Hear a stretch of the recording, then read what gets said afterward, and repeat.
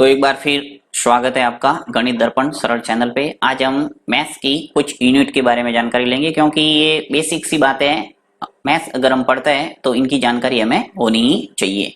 तो सबसे पहले देखते हैं, जैसे 1 किलोमीटर होता है, उसमें कितने मीटर होते हैं ये आपको पता होना चाहिए। तो 1 किलोमीटर में होता है 1000 मीटर। ठीक है, ये ध्यान रखना है, 1000 मीटर, जिसको एम से लिखेंगे और हिंदी में लिखना चाहे तो ऐसा लिख सकते हैं मीटर। ठीक है, यानी 1 किलोमीटर है वो बराबर होता है किसके? 1000 मीटर के। फिर जो 1 मीटर है, 1 मीटर वो होता है 100 सेंटीमीटर के बराबर है। यानी 1 मीटर में कितने सेंटीमीटर होते हैं? 100 सेंटीमीटर, जिसे हम सी एम से लिखते हैं। कहीं से आपको सी और एम लिखा हुआ मिलता है मैथ्स के अंदर, तो इसका मतलब होता है सेंटीमीटर। ठीक है, सेंटीमीटर। और 1 सेंटीमीटर जो होता है वो 10 मिलीमीटर के बराबर होता है। एम और एम कहीं लिखा हुआ है तो उसका मतलब होता है मिलीमीटर। मिलीमीटर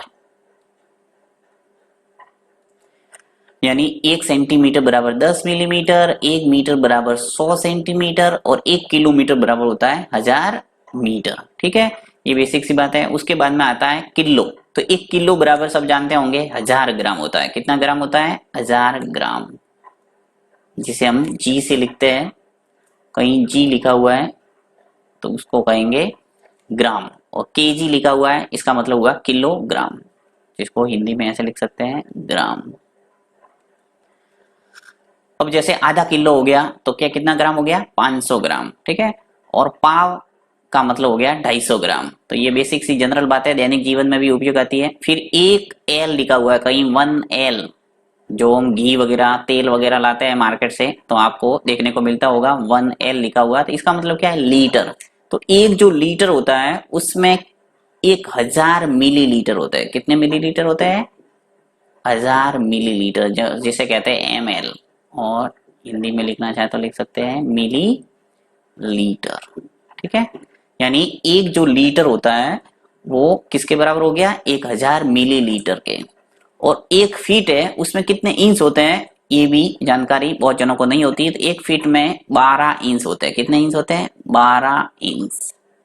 1 फीट बराबर हो गया 12 इंच। और एक जो इंच है उसमें आपके जो सेंटीमीटर होते हैं वो 2.54 सेंटीमीटर होता है। 2.54 सेंटीमीटर जो होता है वो बराबर होता है 1 इंच के। यानी जब स्केल के ऊपर आप देखेंगे तो एक जो इंच होता है वो 2.54 सेंटीमीटर के लगभग बराबर होता है।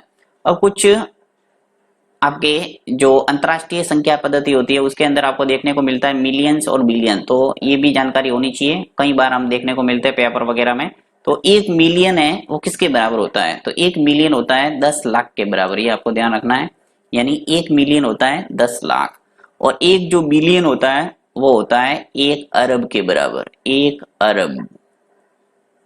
ठीक है, यानी 1 बिलियन बराबर हो गया भारतीय संख्यात्मक पद्धति के अकॉर्डिंग 1 अरब, और 1 मिलियन हो गया 10 लाख के बराबर। अब एक वर्ष है 1 ईयर, इसके बारे में भी आपको जानकारी दे दूं कि एक वर्ष में जो अलिफ वर्ष होता है उसके अंदर होता है, देखिए वर्ष है वो 2 प्रकार के होते हैं। एक तो लिप वर्ष कहते हैं और एक होता है अलिप वर्ष। जो लिप वर्ष होता है उसके अंदर आपके होगा 366 दिन, और अलिप वर्ष होगा उसके अंदर होगा 365 दिन। तो इस ढंग से आपको ध्यान रखना है।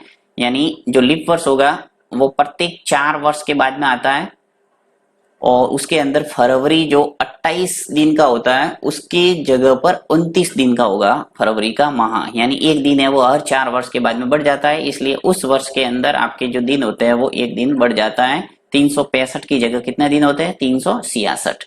तो ये आपको ध्यान रखना है कि वर्ष जो साधारण जो वर्ष होगा वो अलिफ वर्ष होगा जिसमें 365 दिन होते हैं, और हर चौथे वर्ष 366 दिन वाला एक वर्ष मिलेगा जिसे कहेंगे लिप वर्ष।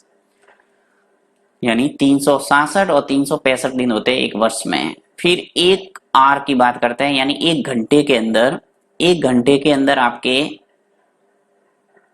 60 मिनट होते हैं, ये ध्यान रखना है। 1 घंटे में कितनी मिनट हो गई? 60 मिनट। और एक जो मिनट है, 1 मिनट के अंदर कितनी सेकंड होती है? 60 सेकंड। ठीक है, यानी 1 घंटे के अंदर 60 मिनट होते हैं और 1 मिनट के अंदर 60 सेकंड होते हैं। तो ये बेसिक सी बातें हैं कि आपको जनरल ध्यान रखना है। हर किसी को अगर मैथ्स पढ़ते हैं तो ये जानकारी आपको होनी ही चाहिए। और इस कोई जनरल सी बातें आपको जानकारी लेना है तो कमेंट बॉक्स में लिख सकते हैं, उससे संबंधित आपको मैं इंफॉर्मेशन देने की कोशिश करूंगा। थैंक्स।